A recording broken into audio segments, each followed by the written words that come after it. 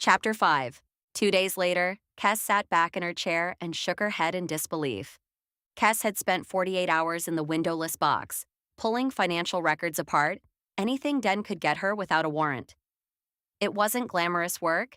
It caused human detectives to fall asleep at their desks. Kes didn't need sleep, and she processed information much faster than humans.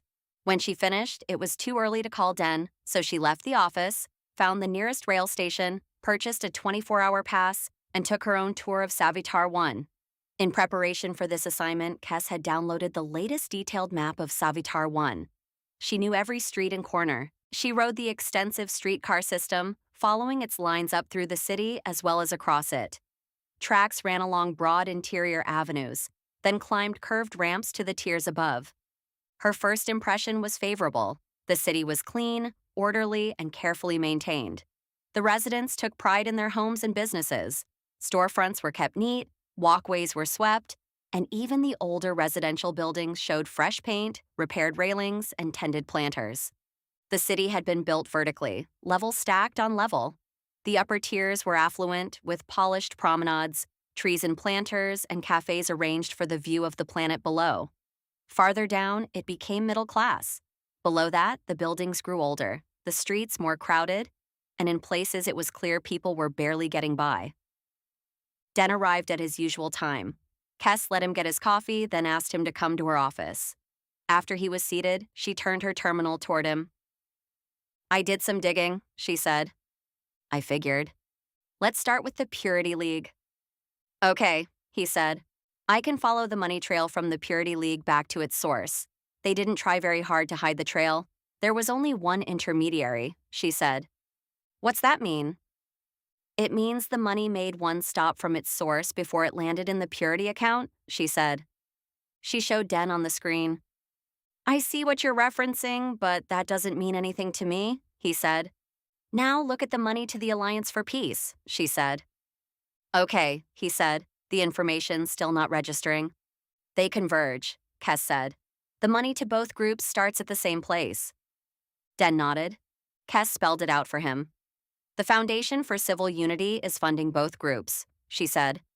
"I see," Den said, not really seeing. "The Foundation for Civil Unity is publicly funded with taxpayer money and is all about anti-hate and anti-violence." Kes said. "Yeah, I get that," he said. "Then why is the foundation funding two violent groups?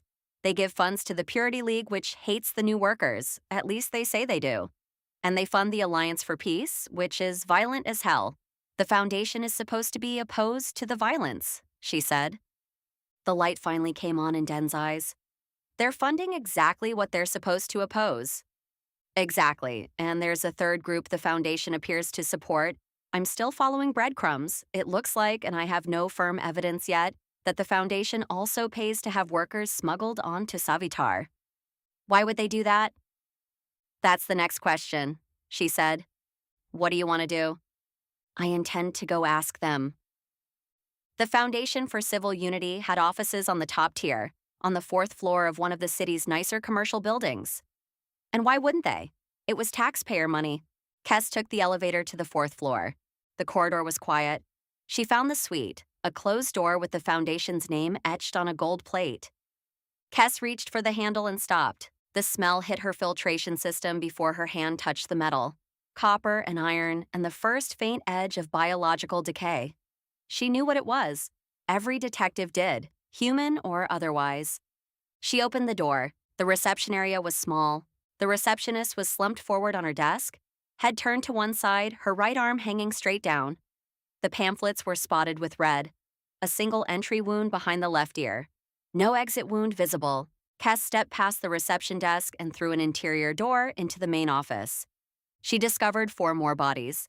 A man sat at the first desk with his face down on his keyboard. Someone had shot him from behind at close range. The screen in front of him still showed an open email draft, ending in half a sentence that would never be finished. A woman lay on her back on the floor between 2 desks. A cup of coffee stood near her right hand, still upright, the liquid dark and still.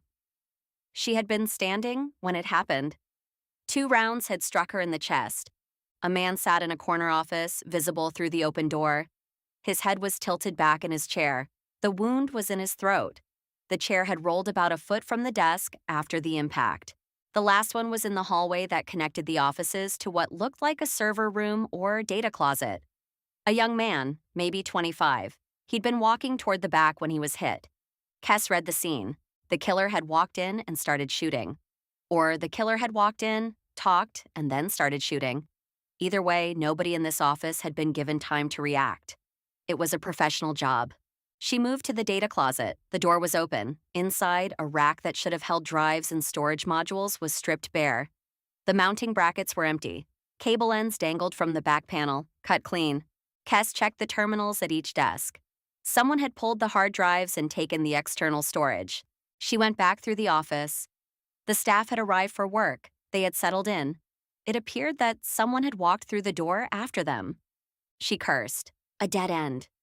But dead ends were still information. Someone had to know that Kes had pulled financial records and that the trail led here. Or someone considered the foundation a loose end and had dealt with it accordingly. The trail through the foundation was dead. But the trail above it, whoever gave the order, whoever had the resources, whoever benefited from Savitar tearing itself apart, that trail was still breathing. Kes pulled up her comm and called Den. "Get up here," she said and gave him the address. "What is it?" "5 bodies." "Kes, you didn't—" "Of course I didn't. The foundation staff is gone, so are all the hard drives. I'll see you when you get here." It took Kes another 2 days to find him, a name that kept appearing in the financial records. His name was Eden Voss. Voss was a program allocation officer in Savitar's Department of Municipal Development. His job was to review funding applications from civic organizations, verify their credentials, and authorize the release of public grant money. Money flowed from the city's general fund through his office and out to organizations that applied for civic improvement grants, community outreach funding, and cultural development subsidies. Organizations like the Foundation for Civil Unity. Kes pulled everything she could find on Voss. He was 44 years old, married, and had 1 child. He had spent 16 years at the Department of Municipal Development, where his job was to move money from one account to another. Kes watched him for a day before making contact and decided to stop him at the transit platform where he took the streetcar to and from work. Voss was average height, soft in the middle, and with thinning hair. Kes stepped into his path. "Eden Voss?" He stopped. "Yes?" She held up her badge.